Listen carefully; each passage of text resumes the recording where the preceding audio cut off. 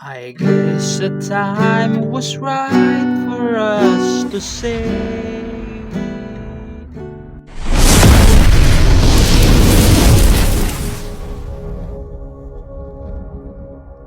hello mga ka-idol! So ngayon meron na naman akong ituturo sa inyong napakagandang kanta.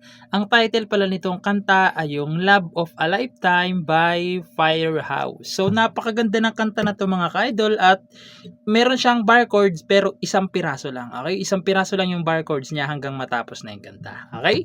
So dito muna tayo sa strumming. So yung strumming pattern natin is ganito lang. Dalawang down lang. Okay? Down, down. Okay?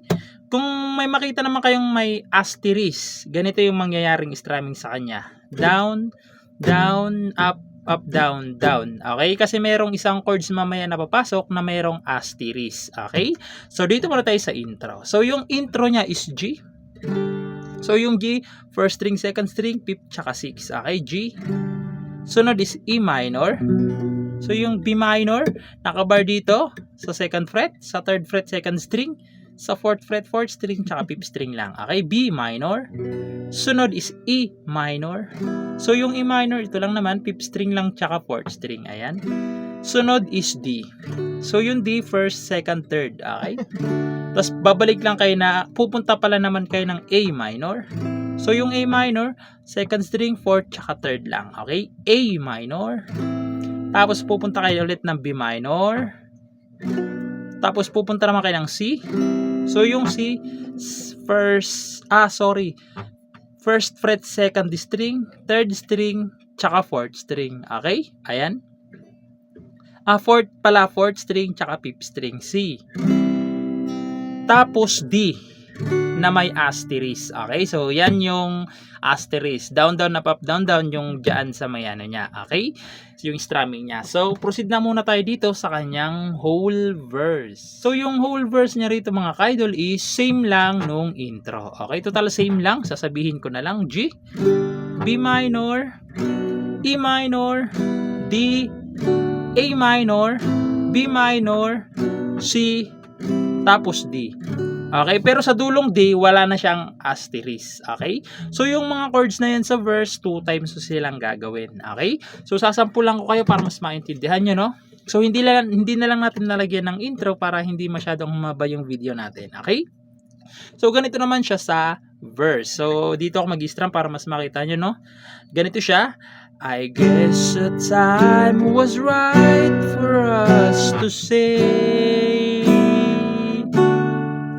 we take our time to live our lives together day by day. Isa pa. I will make a wish and set it on a frame. We think dreams can all come true, my life, then we can share. Tapos, chorus. Afri-chorus. With you, I never wonder. So, doon papasok yung kanyang pre-chorus. Okay? So, dyan nga pala mga ka-idol, 'di ba sa verse, sa pangalawang ulit nyo may asterisk na. Okay? Sa pangalawang ulit ng verse sa dulo may asterisk na yung D. Okay? Kasi papasok yung kanyang pre-chorus. Okay? So, proceed naman tayo doon sa kanyang pre-chorus. So, yung pre-chorus niya naman dito is A minor, B minor, yung A minor tapos B minor 3 times nyo gagawin. Okay? Pag nagawa nyo ng 3 times, pupunta kayo ng C tapos D na may asterisk din. Okay? So, sasampulan ko naman kayo ng pre-chorus para mas maintindihan nyo kung paano siya tugtugin. Okay? So, ganito siya sa pre-chorus.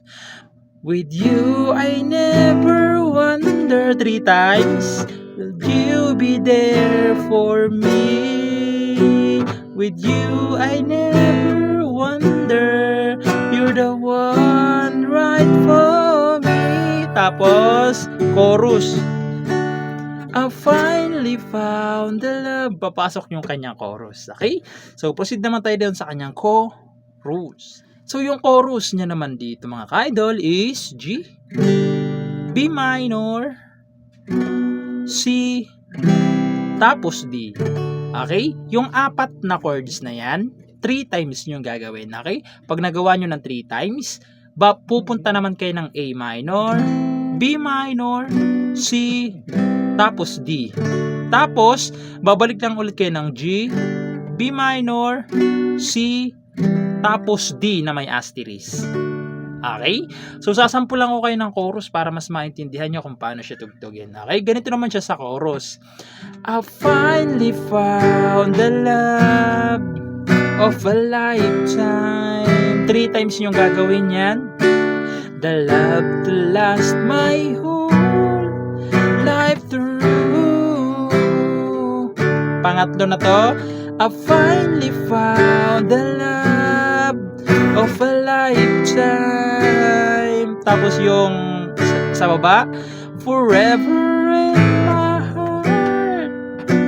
I finally found the love of a lifetime. Teneneng, teneneng, teng, teng. Tapos, babalik na naman kayo doon sa kanyang mga verse. Okay? So, sana naintindihan nyo itong tutorial natin. No? Tsaka pagpasensya nyo na kasi hindi ko masyadong kabisado tong kanta na to. Tsaka dito sa gitara natin, marami siyang fret bass kaya hindi masyadong maganda yung tunog niya. Okay? So, ayun lang. Pagpasensya nyo na. Sana nagustuhan nyo itong tutorial natin at good luck sa bago nyong matututunan.